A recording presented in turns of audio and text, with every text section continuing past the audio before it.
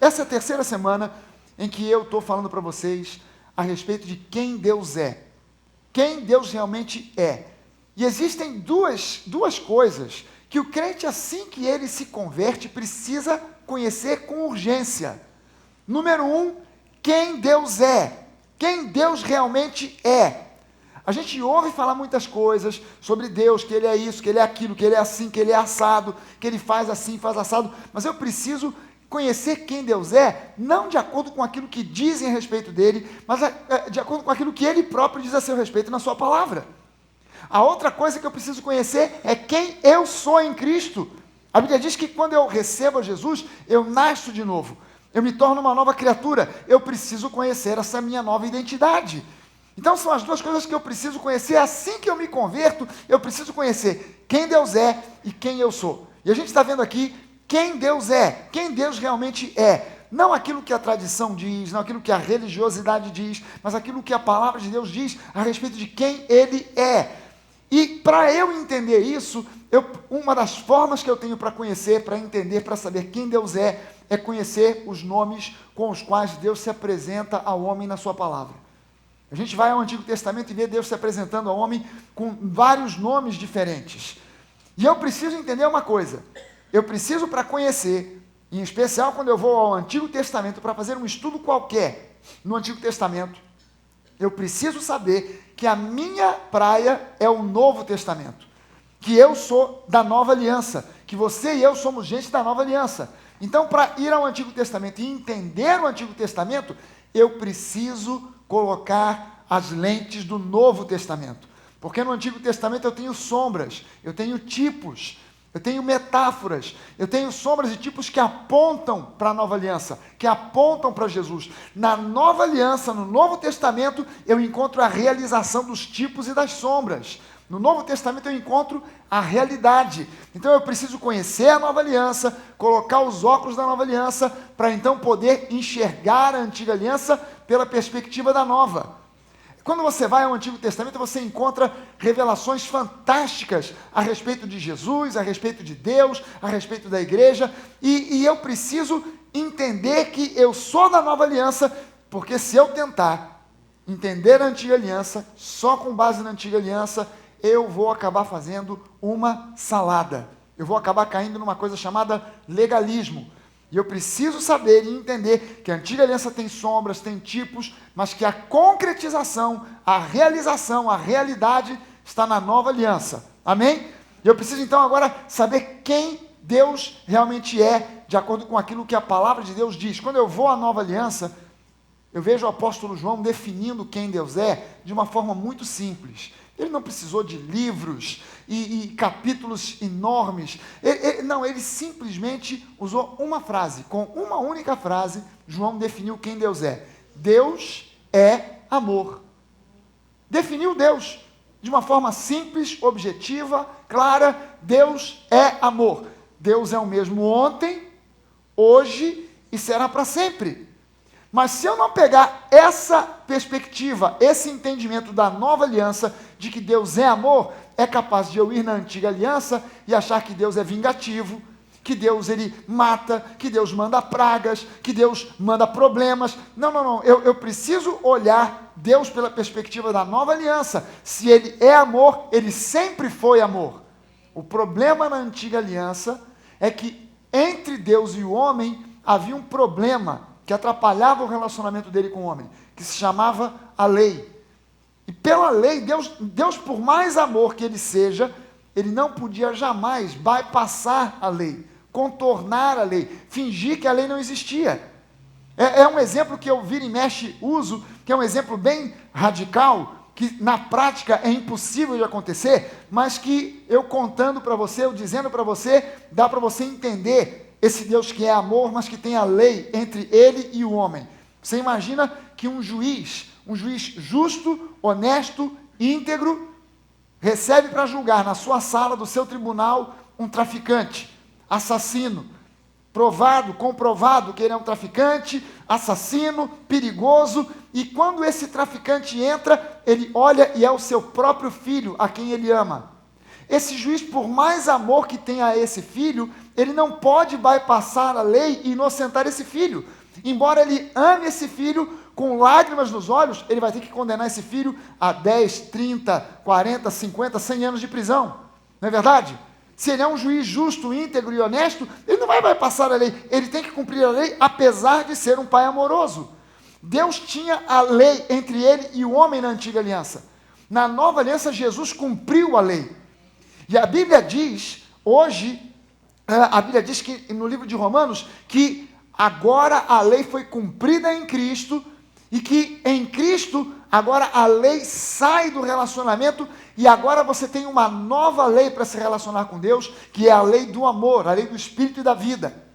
Nós não temos mais a lei de Moisés. O que nós temos entre nós e Deus é Jesus. Quando Deus olha para você, ele vê um filho amado.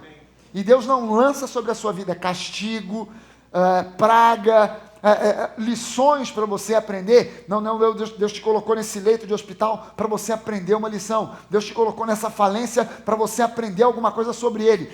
No meio da falência, você não tem nada para aprender a respeito de Deus. No meio de uma doença, você não tem nada para aprender a respeito de Deus. Você tem sim para aprender que o diabo é o teu inimigo, que ele não gosta de você, mas que ele tem que estar debaixo dos seus pés em nome de Jesus. Amém? E que aquela circunstância desfavorável, desagradável, que é contra você, tem que sair em nome de Jesus, porque Deus é teu Pai, Ele te ama e Ele quer o melhor para você. Amém, gente? Vamos entender quem Deus é. A gente está entendendo aqui, eu coloquei justamente essa imagem de duas mãos se cumprimentando ali, porque pode ser que no final dessa série, algumas pessoas digam, pastor, eu estava na igreja já há 5, 10, 15 anos, mas agora eu estou entendendo quem Deus realmente é. É mais ou menos a experiência de Jó. Se você ler o livro de Jó, você vê que no início do livro, a Bíblia diz que Jó era um homem que temia a Deus, que amava a Deus e sacrificava para Deus. E o Deus a quem ele temia e amava não era Dagon, não era Baal, não era Astarote, não era um desses falsos deuses que a Bíblia diz no Antigo Testamento. Era o mesmo Deus que você e eu amamos, é o mesmo Deus que nós servimos. Mas aí a Bíblia diz que no final da Bíblia, do livro de Jó, ele disse, Deus, olha, eu te conhecia na verdade como alguém que só ouviu falar, mas agora os meus olhos te veem, eu te conheço como quem te vê face a face. Você está entendendo que é possível estar na igreja, buscando a Deus, querendo servir a Deus, e ainda assim não conhecer Deus, mas só conhecer coisas a respeito de Deus, e que Deus quer, na verdade, ter um relacionamento íntimo com você. Ele não quer que você conheça coisas sobre Ele, Ele quer que você conheça Ele. Amém? Então, a gente está sendo aqui levado a conhecer Deus mais profundamente, mais intimamente. Eu botei uma série de coisas aqui, uns dados aqui, para você entender o quão maravilhoso Deus é.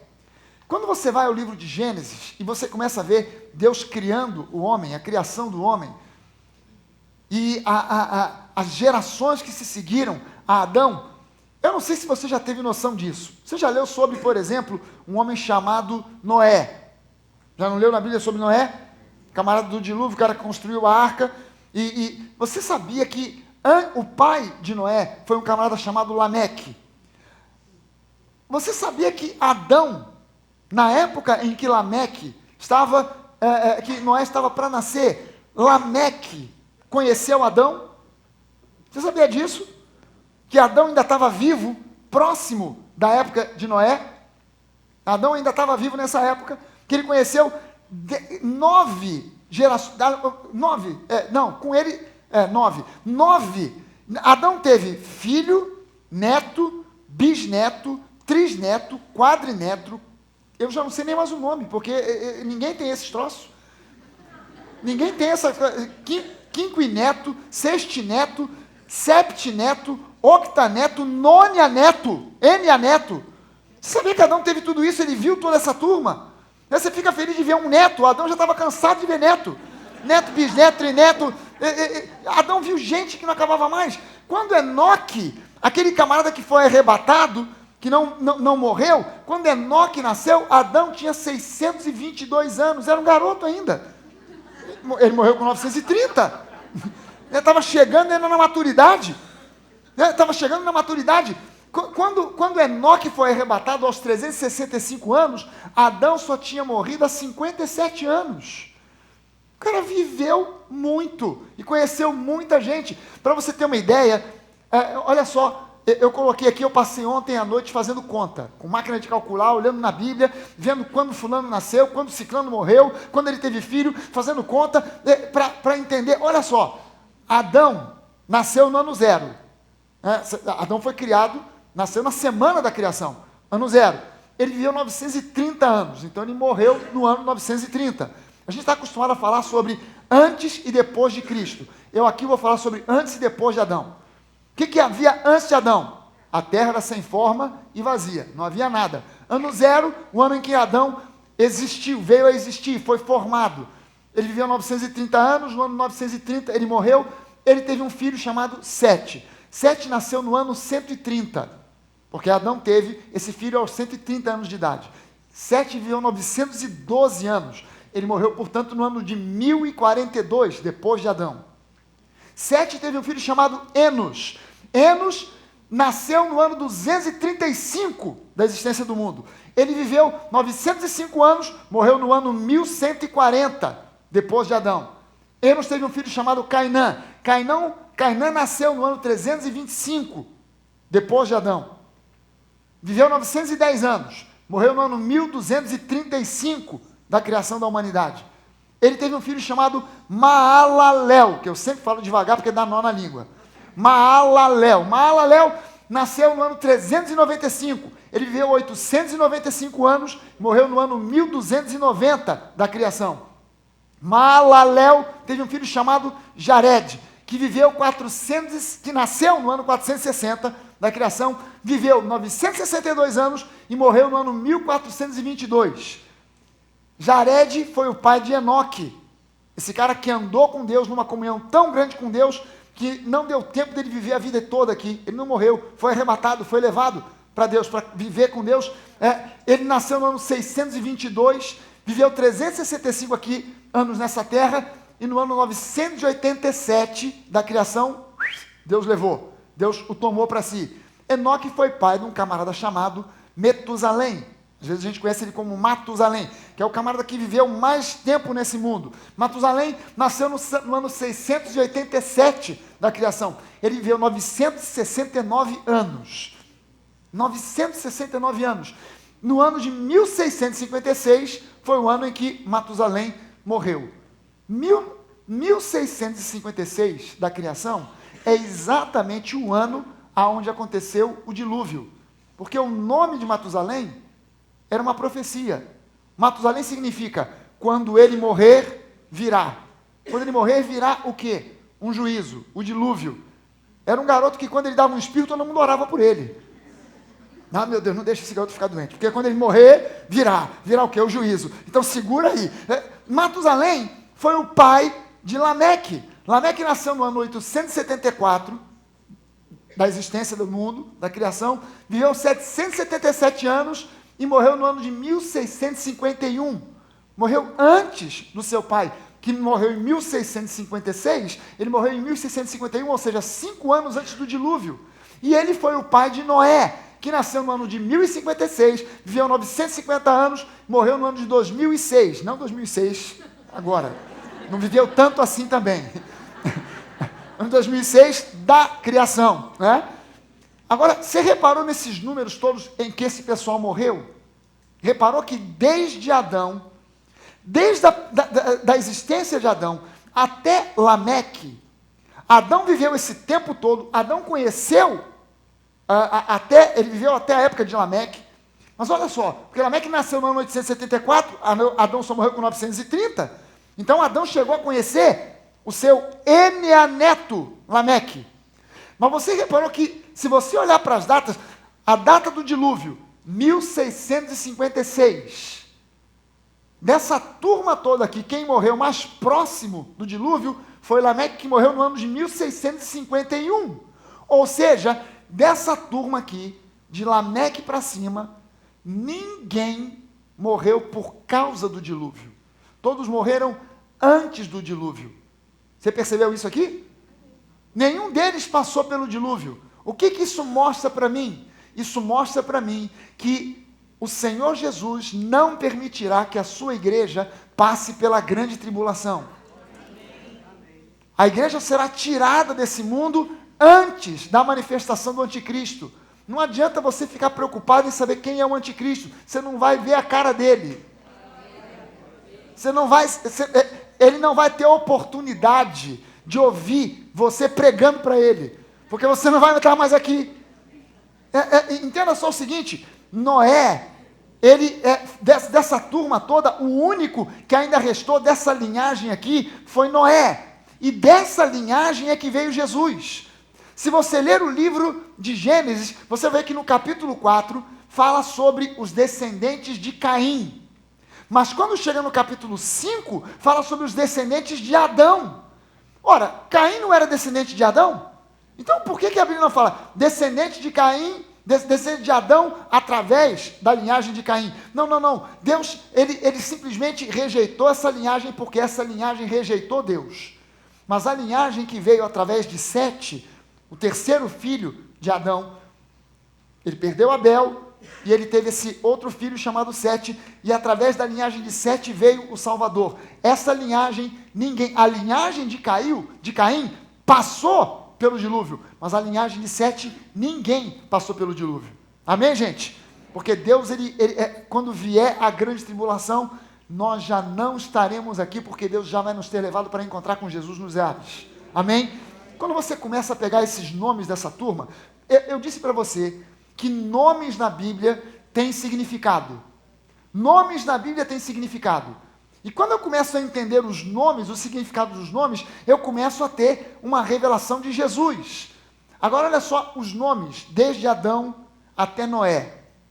Presta atenção nos nomes que aparecem, o que eles significam. O nome Adão significa homem.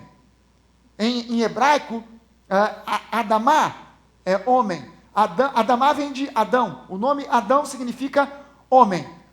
O filho dele, Sete, o nome Sete significa designado, substituto.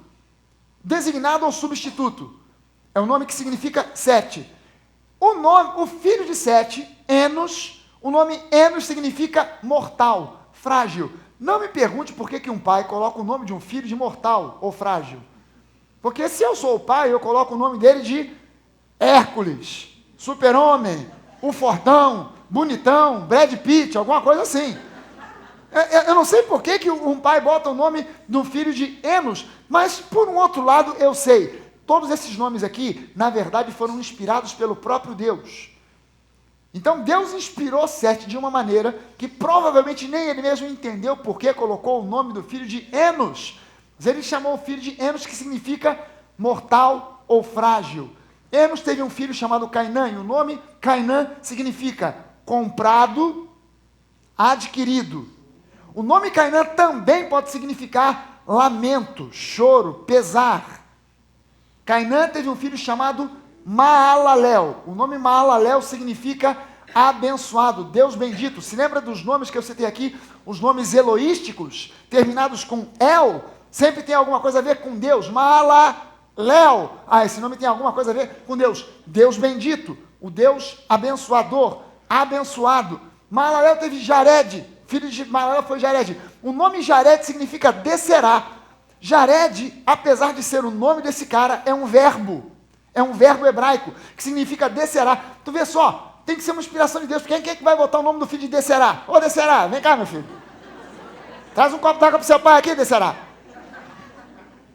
O nome Jared significa descerá, é um verbo. Jared teve um filho chamado Enoque. O nome Enoque significa dedicado, consagrado. Também Enoque pode significar mestre, ou aquele que ensina. Enoque teve um filho chamado Metusalém. O nome Metusalém é uma profecia, que significa, quando ele morrer, virá.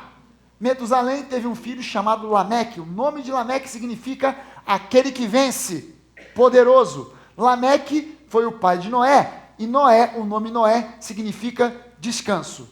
Agora, presta sua atenção nisso aqui. Esses nomes todos, eles estão aqui na sequência em que cada um desses camaradas nasceu. Isso aqui você tem mais de 1000 anos de história, de nomes de pessoas que foram dados ao longo de um pouco mais de 1000 anos, e nesse tempo, nome após nome, foi sendo revelado o plano da salvação. Porque se você pegar o significado desses nomes, você consegue formar uma sentença, um texto. Olha só o que dá se você pega esses nomes em sequência e lê o significado de cada um deles. Um homem, que a gente sabe, o último Adão, Jesus veio em forma de homem, o último Adão, designado como substituto, que veio como um homem frágil e mortal, ele virá. Quando ele vier, a sua dor adquirirá louvor ao Deus bendito. Ele descerá consagrado, dedicado a ensinar que a sua morte trará a vitória e o descanso. O aleluia é aqui por minha conta. Não tem nome de ninguém ali com aleluia. Gente, presta sua atenção nessa sentença, porque o nome desses caras revela o plano da salvação. Um homem, o último Adão, designado como substituto, frágil e mortal, virá. A Bíblia não diz lá em Filipenses que Jesus se tornou como um de nós, Filipenses 2, versículo 5 em diante, que ele se tornou como um de nós, que ele, apesar de ser Deus, ele não julgou usurpação, o ser igual a Deus, mas a si mesmo se humilhou para se tornar frágil e mortal como cada um de nós. Um homem designado como substituto, ele foi o nosso substituto na cruz do Calvário, frágil e mortal virá. A sua dor adquirirá louvor ao Deus bendito. Ele descerá, ele virá do céu, consagrado, dedicado a ensinar que a sua morte trará a vitória e o descanso. Fantástico, fantástico. Gente, não tem como alguém ter planejado e bolado isso. Não tem gênio humano que consiga parar para pensar e bolar uma coisa dessas. Isso aqui é uma prova de que Deus existe, que a salvação é real, que o plano da salvação, ele é real e que você está no lugar certo. Amém? Aleluia! A gente viu aqui que o nome próprio com o qual Deus se apresenta ao homem no Antigo Testamento é Yahweh.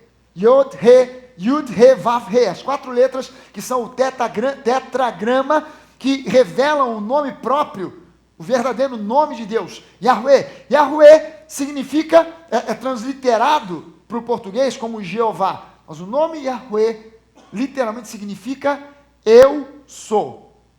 Eu sou o quê? Esse foi o nome com o qual Deus se apresentou para Moisés. Moisés pergunta para Deus, Deus, você está me mandando ir ao faraó, dizendo que o Senhor Deus mandou que o povo seja liberto, que o povo de Israel seja liberto do cativeiro. Mas quando me perguntarem que Deus é esse, o que eu respondo? Moisés, você vai dizer que quem te mandou, quem te enviou, foi o eu sou, Yahweh. Eu sou o quê? Literalmente, Yahweh significa, eu sou aquilo que você precisa que eu seja. Você está entendendo por que a gente usa essa frase? Jesus é a resposta. Jesus é a solução. Porque Ele é a expressão viva e visível do Deus invisível. Ele é Yahweh feito em carne e osso. Amém? Ele é aquilo que você precisa que Ele seja. Se você precisa de cura, Jesus é cura para você. Se você precisa de bênção, Jesus é bênção para você. Se você precisa de vida financeira abençoada, prosperidade, Ele é a tua prosperidade. Se você precisa da família em harmonia, Ele é aquele que entra no meio da sua família para trazer harmonia, porque Ele é aquilo que você precisa que Ele seja. Amém? Eu não sei o que você precisa que Deus seja para você nessa noite, mas uma coisa a gente já começou a entender. Ele é o nosso Yahweh Tzidkenu. Jeová Tzidkenu, o Senhor que é a nossa justiça. Quem nos justifica é o próprio juiz. Deus é o nosso juiz e o nosso justificador. Amém? Ou seja, Ele é o nosso juiz, mas Ele também é o nosso advogado de defesa. Nele nós somos justificados gratuitamente na graça que há em Cristo Jesus. Amém? E hoje eu quero que você entenda que nele nós temos abundância de paz. Você pode dizer isso para a pessoa que está do seu lado, meu irmão, em Cristo. Nós temos abundância de paz. Em Cristo nós temos abundância de paz. Porque Ele é o nosso Yahweh Shalom. Você consegue falar esse nome? Yahweh Shalom. Agora não é Yahweh Shalom, é com M. Yahweh Shalom. O sotaque é importante. Isso aí é Yahweh Shalom. Ele é o nosso Yahweh Shalom.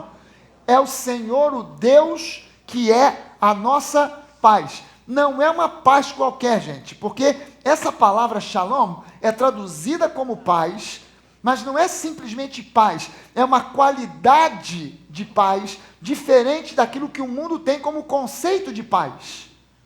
A gente vai começar a entender aqui que a paz que Deus tem para nós é diferente da paz que o mundo preconiza, da paz que o mundo fala, da paz que o mundo prega. O mundo corre atrás de paz desde que eu me entendo por gente. Desde que eu me entendo por gente que o mundo fala de paz, corre atrás de paz, e eu nunca vi o mundo ter paz. Todo mundo diz que quer paz. Todos os presidentes das grandes nações dizem que querem paz. Mas todos eles estão armados até os dentes.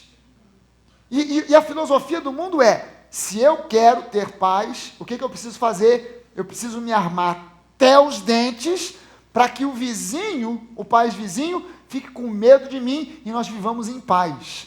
Paz pelo medo. Não, eu não me meto com esse país, eu não invado, não faço nada, por quê? Porque se eu for para lá, eles têm um exército mais forte do que o meu, eles vão me arrebentar. O que eu preciso fazer? Eu preciso me fortalecer, ter um exército maior do que o deles, e aí, em vez de eu ter medo deles, eles é que vão ter medo de mim.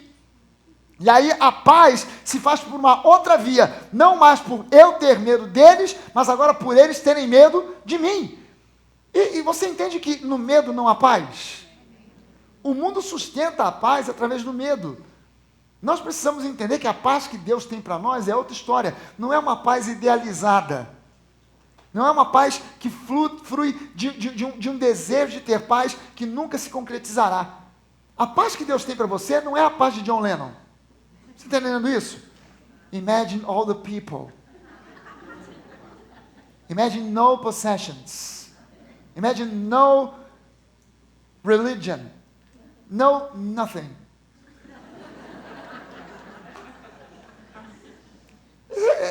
O John Lennon sonhou com isso, muita gente sonhou junto, eu também.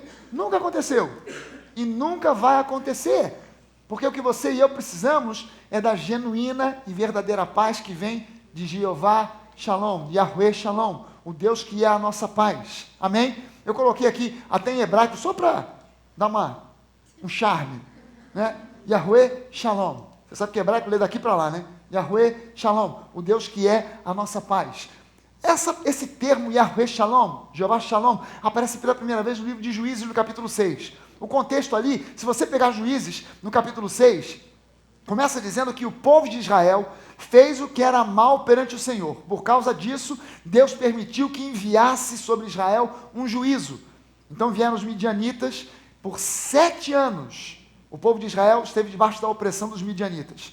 E durante 7 anos, na época da colheita, os midianitas entravam em Israel e levavam tudo, todas as colheitas. E a Bíblia diz que levavam as colheitas, levavam as cabras, levavam as ovelhas, os jumentos, eles levavam tudo. E aí o que Israel fez para se defender? Israel cavou buracos, fez verdadeiras cavernas nos morros, nas colinas de Israel. Eles cavaram buracos, fizeram cavernas, e ali eles escondiam uma parte da colheita, para que eles pudessem sobreviver e não morrer de fome. Aí diz que um dia, depois desses 7 anos, quando Deus disse que já tinha terminado o tempo da opressão, Deus aparece para Gideão, que estava numa caverna, numa dessas cavernas, malhando trigo. E Deus aparece, é Jesus, a Bíblia diz que é o anjo do Senhor que apareceu para Gideão. O anjo do Senhor nada mais é do que uma forma pré-encarnada de Jesus, como ele se manifestava no Antigo Testamento. E aí ele aparece, e Gideão fica depois apavorado, porque o conceito que eles tinham é que ninguém podia ver a Deus. Quem visse a Deus, sendo Deus um Deus santo e o homem um pecador, se essa colisão entre a santidade e o pecado provocava morte. Não para Deus, para o homem. Então Gideão, quando se viu, caramba, eu vi o anjo do Senhor, ai de mim, vou morrer. Aí você entra aqui no capítulo 6, ele diz lá, viu Gideão que era o anjo do Senhor, e disse, ai de mim, Senhor Deus, pois vi o anjo do Senhor face a face. Porém o Senhor lhe disse, paz seja contigo, não temas, não morrerás. Então Gideão edificou ali um altar ao Senhor e lhe chamou de o Senhor é paz. Yahweh Shalom. O Senhor é a minha paz. O Senhor é a fonte genuína de paz. Yahweh Shalom. Ele edificou um altar e chamou aquele lugar de Yahweh Shalom. O Senhor é a paz. O espelho disso no Novo Testamento, a realização disso no Novo Testamento a gente tem a comprovação de que Deus é a paz, quando Jesus diz, deixo-vos a paz, lá em João capítulo 14, versículo 27, deixo-vos a paz, a minha paz vos dou. Prestou atenção que Jesus não disse simplesmente uma paz qualquer, mas a minha paz eu vos dou, não vou lá dou como a dá o mundo. Não se turbe o vosso coração, nem se atemorize. Não fique com seu coração perturbado, não fique com seu coração atemorizado, porque você já tem a paz do Senhor habitando em você. Amém? Meu irmão, presta atenção nisso. A paz de Deus é totalmente diferente da paz desse mundo. A paz desse mundo se baseia em circunstâncias. A paz desse mundo se baseia em grana. Há uma parábola que Jesus conta de um homem que juntou, e no final de um tempo ele olhou e falou assim, agora eu estou tranquilo, porque os meus celeiros estão lotados, estão cheios, estou cheio de grana, tenho carros e casas, e ele diz, louco, hoje vão pedir conta da tua alma, o que você vai ter para apresentar a Deus? Não coloque a sua confiança ou a sua paz nas coisas materiais. Confie em Deus, busque em Deus em primeiro lugar, busque o reino de Deus em primeiro lugar, e as demais coisas te serão acrescentadas. Não fique preocupado com o dia a dia, já basta o próprio, não fique preocupado com o futuro, o que você vai comer amanhã, como é que você vai se vestir, como é que vai ser, já basta ao dia, a cada dia o seu próprio mal. Amém, gente? Eu preciso confiar em Deus e não deixar meu coração ser turbado, vir uma nuvem sobre o meu coração para me deixar ofuscado. Eu preciso confiar em Deus porque eu tenho a paz do Senhor no meu coração. Eu tenho a paz de Deus instalada na minha vida. Guerras, divisões da família, violência, tudo isso se deve à falta de paz no coração do homem. Meu irmão, não tenha dúvida disso. O problema do mundo hoje não é falta de paz em termos de países que se entendam e existe então a ausência de guerra. O problema do mundo é porque no coração do homem comum do dia a dia não existe paz. Não existe paz no coração do Obama. Não existe paz no coração da Dilma. Não existe paz no coração dos governantes desse mundo. Não existe paz naquelas pessoas que estão confiando no dinheiro. Não existe paz nas pessoas que estão confiando na coisa material. Essas pessoas não têm paz.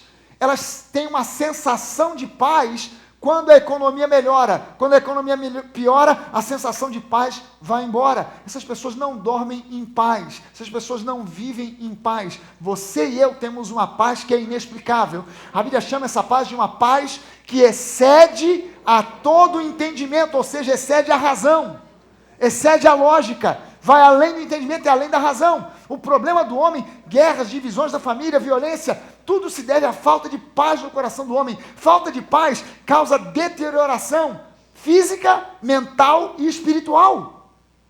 A falta de paz, ela causa deterioração física. Eu creio que a maioria de vocês sabe disso, que a minha formação, eu fiz teologia bem depois de ter me formado, mas originalmente eu me formei como médico. E uma coisa que eu gostava era de fazer emergência. Já viu esses programas que passam de emergência? Todo mundo correndo, pega tubo, dá choque. Eu gostava daquilo. Eu gostava daquela adrenalina. Mas interessante que uma coisa que eu nunca vi, eu vi muita gente chegar no hospital infartando. Mas eu nunca vi, a gente sempre pergunta, o que houve? O que está acontecendo? Papapá, e tal, pergunta para a família, se o cara estiver ainda de olho acordado. Né? Você ainda pergunta, o que houve, o que aconteceu, está sentindo o quê? Então, eu nunca vi alguém chegar no hospital com um diagnóstico de um infarto, ou com uma suspeita de um infarto, e você perguntar o que aconteceu, e a pessoa dizer, doutor, não sei dizer, eu estava na beira da praia, tomando uma água de coco, deitado numa rede, com um chapéu de palha, tranquilo da vida, escutando uma música suave, nice, no meu ouvido, e de repente essa dor no peito, que vem para lá, que vai para cá, que não sei o que e tal. Chegou aqui me disseram, eu nunca vi isso. Nunca vi. Quem chega no hospital, você pergunta, o que houve? O senhor quer saber mesmo? É porque aquela mulher é uma jararaca, ela quer me matar, e tal, é a minha sogra, e tal, e é o problema. Eu discuti com o empresário, eu discuti com o sócio, eu briguei com o vizinho, e a gente saiu no tapa, e tal, eu me estressei. Ou então, há uma semana que eu venho aborrecendo, é o filho, é isso, é o cachorro que me mordeu, é uma monte de coisa, é problema na empresa, é problema em casa, é problema na família, e a minha pressão começou a subir. Eu estou acompanhando na segunda, ela subiu, na terça ela subiu, na quarta ela subiu, na quinta ela foi, começou a apitar pela orelha, e eu vim parar aqui. Falta de paz. Falta de paz.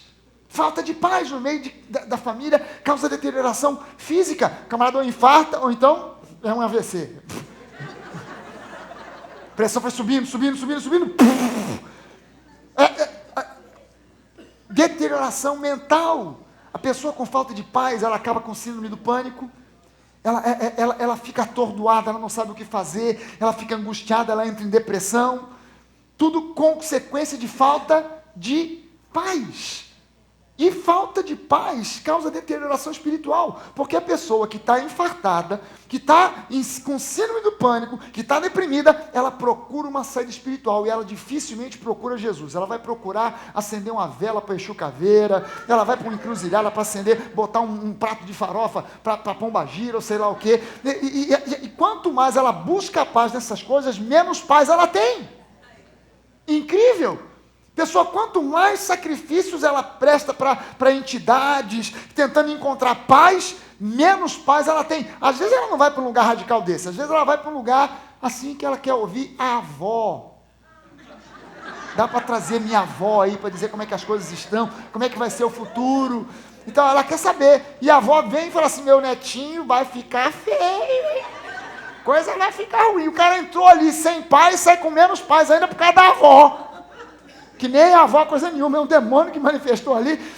Ele entra buscando paz e ele sai sem paz, com menos paz ainda. A falta de paz causa deterioração em todas as áreas da vida do homem. E nós precisamos, gente, o que nós temos disponível para nós, a paz que nós temos disponível para nós, é um tesouro precioso. E a gente precisa desfrutar, aprender a desfrutar dessa paz que Deus tem para nós. Amém, gente? O mundo quer trazer sobre você pressão, para que você não viva em paz. Nós precisamos aprender a desfrutar da paz que Deus tem para nós. Amém?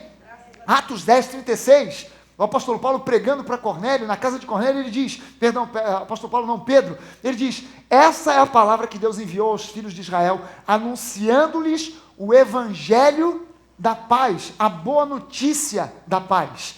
Acabou o tempo da lei, acabou o tempo do sofrimento, acabou o tempo das pragas, acabou o tempo do castigo, agora é o tempo da paz. Amém, gente? Agora é o tempo da paz, o evangelho da paz, por meio de Jesus Cristo, que é o Senhor de todos. Efésios 2, versículos 13 e o início do 14, diz lá, mas agora em Cristo Jesus, vós que antes estáveis longe, fostes aproximados pelo sangue de Cristo, porque Ele é a nossa paz. Ele é o nosso Yahweh Shalom. Ele é a imagem do Deus invisível. O Deus invisível é Yahweh Shalom, mas Jesus é a imagem visível de Yahweh Shalom. Ele é a nossa paz. Amém? Ele é aquele que nos traz paz. Jesus proporciona que a gente tenha paz com Deus, paz com os homens e paz com a gente próprio. Paz conosco mesmo. Amém? Você não tem que estar em conflito com você. Você não tem que andar em conflito com você mesmo, porque Jesus já pagou o preço para que você tenha paz. Paz. Será que você pode levantar uma das suas mãos e dizer isso? Essa noite, eu vou dormir um sono tranquilíssimo, porque eu estou em paz comigo mesmo. Eu estou em paz com os homens e eu tenho paz com Deus. Amém? Meu irmão, todas as vezes que você sentir essa perturbação durante a noite, que você não consegue dormir, está agitado, faça essa declaração de fé. Eu vou dormir um sono tranquilo, um sono de repouso, porque eu tenho paz com Deus, eu tenho paz com os homens e eu tenho paz comigo mesmo. Faça as pazes com você hoje. Para de ter conflito, para de ficar brigando com o seu interior. Deus, Ele habita em você, você é templo do Espírito Santo. Amém? Você não tem que ficar vivendo em sofrimento, você tem que viver uma vida de paz e de alegria. Jeremias 29, 11, Deus diz o seguinte, eu é que sei que pensamentos tenho a vosso respeito, diz o Senhor, são pensamentos de Shalom. Pensamento de shalom e não de mal, para dar a vocês o fim que vocês desejam. Quem é que está planejando ou pensando em ter um futuro abençoado? Quem está planejando aqui ter coisas boas para o ano de 2016? E 2017 vai ser melhor ainda. E se Jesus não voltar antes de 2018, a gente vai arrebentar. Eu não posso agora ficar olhando para frente. Como será o amanhã? Pergunte a quem. Ah, meu Deus, eu não sei. E aposentadoria. Ai. Meu irmão, não fique intranquilo com questão de aposentadoria. Não fique. Você está preocupado com o INSS? Para de se preocupar. O INSS não vai explodir. Ele já explodiu.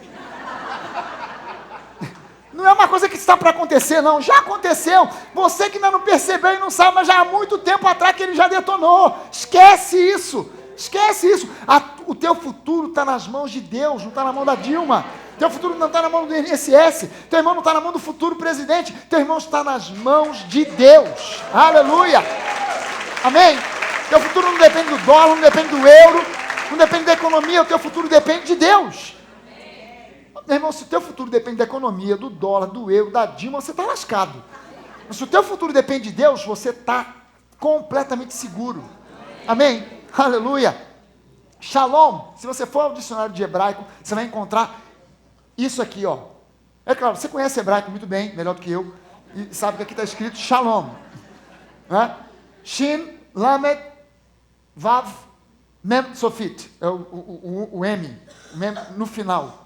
A palavra Sofit, final. Mem, Sofit. Shalom. Shalom, no dicionário de hebraico, está definido, entre outras coisas, eu peguei algumas definições de Shalom do dicionário. Shalom no dicionário de hebraico está definido assim como segurança, bem-estar, felicidade, saúde, prosperidade, paz. Shalom até é paz. Mas Shalom não é só paz. Shalom é segurança, é bem-estar, é felicidade, é saúde, é prosperidade e até paz, por dentro e por fora. Amém, gente?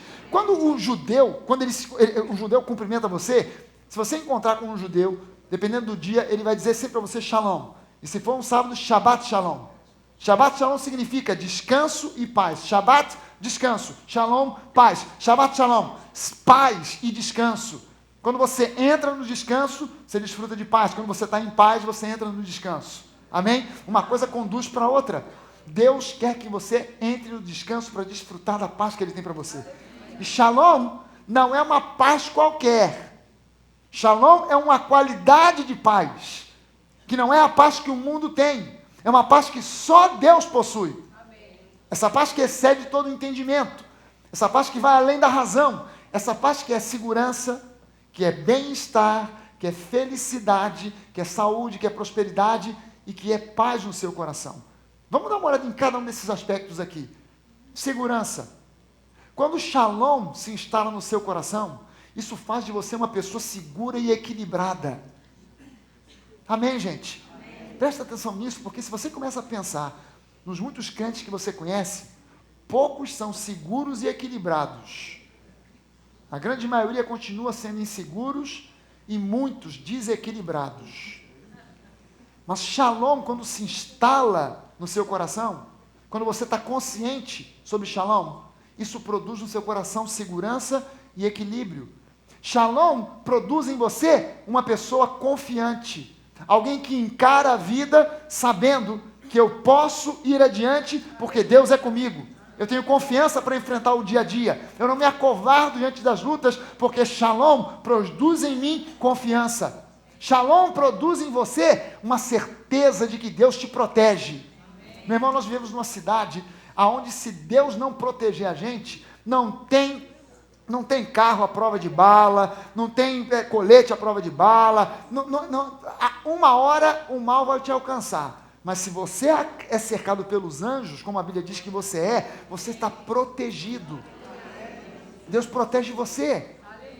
Irmão, se você tem a alegria e o privilégio de poder dizer, como eu posso dizer para você, caramba, eu ando pela cidade do Rio de Janeiro, eu não tenho para contar para você história de assalto, de roubo, de bala perdida.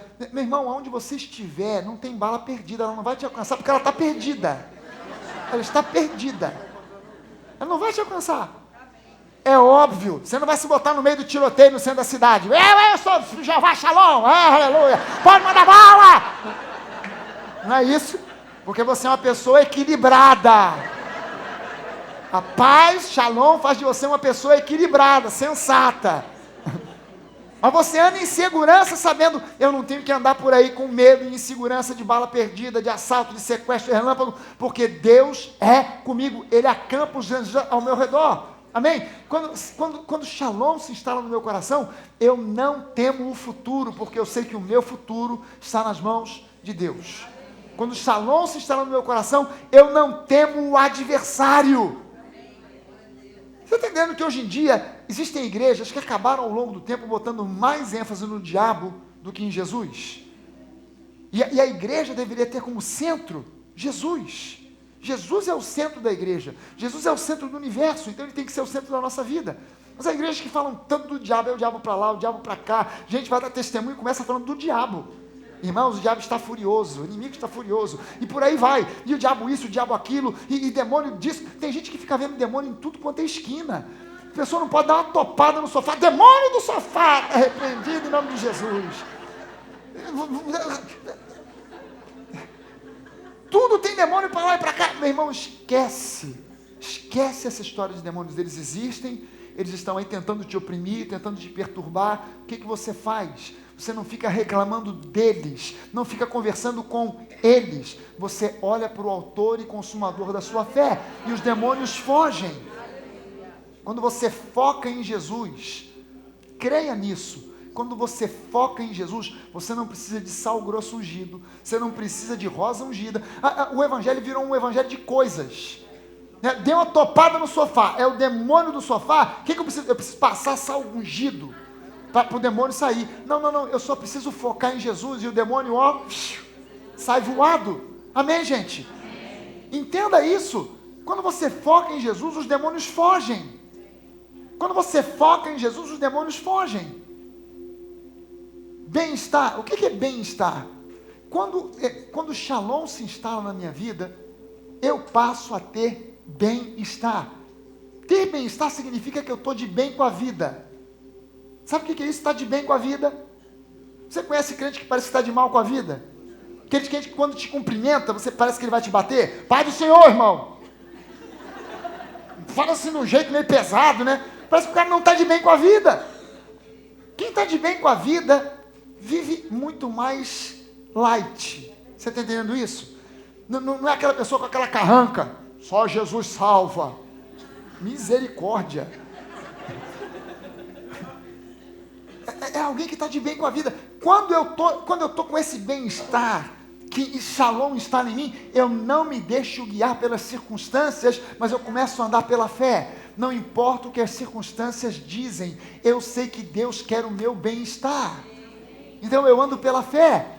Eu não dizimo porque eu tenho muito dinheiro, pela fé. Eu não oferto porque tenho muita grana, mas pela fé. E eu não olho para o futuro baseado nas circunstâncias, eu olho pela fé. Quando Shalom se instala no meu coração, eu não permito que os sentimentos negativos habitem no meu interior. Mágoa, ressentimento, ódio, eu não posso permitir. Como é que isso aí se instala? É quando eu não estou dando espaço para Shalom se instalar no meu coração. Porque quando Shalom entra, ela espreme essas coisas para fora.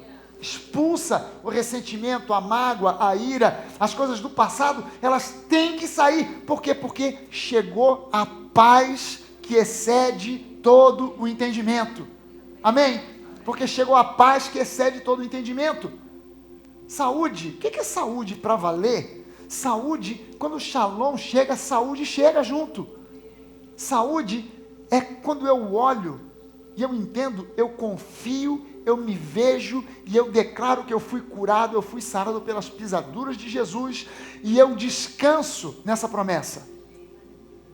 Eu creio, eu confio, eu tenho uma segurança no meu íntimo de que pelas pisaduras do Senhor eu fui sarado. Não importa o diagnóstico que queiram me dar, no meu coração há uma paz, não um desassossego, não um temor, há uma paz, de uma certeza pelas pisaduras do Senhor eu fui sarado. Você pode dizer isso? Pelas pisaduras de Jesus eu fui sarado. Aleluia! Quando Shalom se instala no seu coração, prosperidade vem junto. Prosperidade, o que é prosperidade? Prosperidade genuína é isso aqui. É eu olhar para mim, para a minha vida e saber que eu posso até não ter tudo, mas nada me falta. Eu posso até não ter toda a grana que eu gostaria de ter. Eu posso até não ter todos os carros que eu gostaria de ter. Eu posso até não ter todas as casas que eu gostaria de ter. Mas uma coisa é certa: nada me falta e nada me faltará. Isso é prosperidade. Prosperidade genuína é quando eu tenho o meu foco não nas coisas materiais, mas em Deus. Buscai o reino de Deus em primeiro lugar, e as demais coisas te serão acrescentadas. Não sou eu que corro atrás das coisas, são as coisas que correm atrás de mim. Mas eu preciso estar em paz comigo mesmo, com Deus, com a palavra. Eu preciso permitir que Shalom ocupe espaço no meu coração. Eu preciso lançar sobre Deus toda a minha ansiedade, toda a minha preocupação, e não permitir que isso seja o meu pão do dia a dia. Ansiedade, preocupação, falta de paz. Felicidade. Quando Shalom chega, felicidade chega junto. Eu já vi pastor pregando: não, Deus não se preocupa com felicidade. Felicidade é coisa do homem. Mentira. Felicidade é coisa que vem do coração de Deus. Deus planejou para que você seja uma pessoa feliz. Por quê? Porque felicidade é uma das definições de Shalom. Eu é que sei que planos têm a seu respeito. São planos de Shalom, de paz, felicidade, para que vocês tenham o futuro que vocês desejam. Deus quer que você seja feliz. Amém, gente? E ser feliz, o que é ser feliz? Ser feliz é quando eu sei que Deus, Yahweh Shalom, o Deus que é o Deus da paz, quer que eu seja feliz. Quando eu creio nisso, então eu não desisto nunca. Não importa o que o mundo queira trazer, eu não desisto e não abro mão da minha felicidade. Eu continuo lutando, orando, eu estou em paz por dentro. Eu luto, eu trabalho, mas por dentro eu estou em paz, porque eu sei, Deus planejou para mim uma vida de felicidade e não de infelicidade. Deus planejou para mim uma vida de vitória, uma vida de paz. Amém, gente?